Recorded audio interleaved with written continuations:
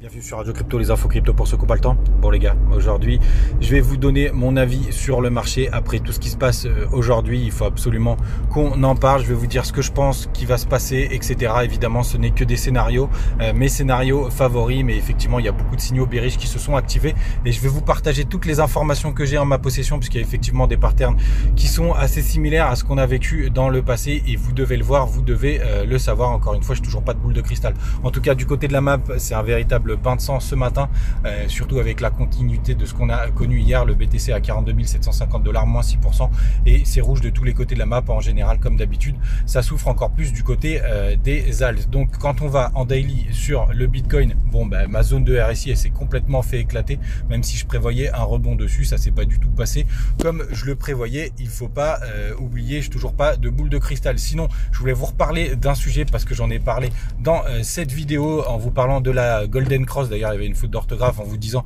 que c'est pas du tout ce que vous croyez, et je suis assez agacé parce qu'on vous a dit pas mal de conneries à droite et à gauche. Pour rappel, quand on a une Golden Cross qui suit une Death Cross, c'est plutôt mauvais signe, et je vous l'avais dit clairement. Et regardez ici, c'est exactement ce qui s'était passé. Vous voyez, Death Cross, ensuite Golden Cross, et on a replongé derrière.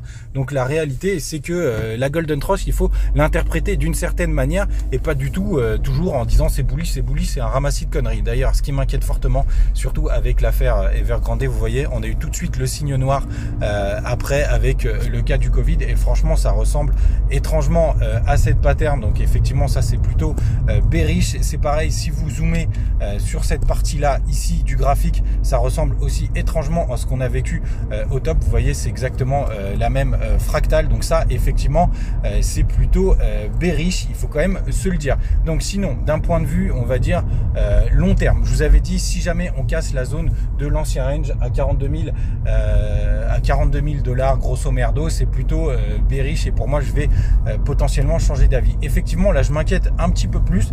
Par contre, ce que je sais, et c'est là je rentre dans mon scénario, ce que je sais, c'est que le Bitcoin, il aime bien modifier l'ordre établi. C'est-à-dire que tout le monde voyait un rebond sur cette zone au-dessus du range, et il aime bien faire peur à tout le monde et creuser un peu plus l'écart. Donc voilà mon scénario. Pour moi, on peut avoir un rebond sur cette trendline, et ce sera une très bonne opportunité pour sortir du marché pour ceux qui le souhaitent. Moi, personnellement, je vais garder des positions. Je vais juste sortir pas mal de trading qui va représenter quasiment 45% de ce que j'ai investi au départ. Maintenant, ça a beaucoup plus de valeur.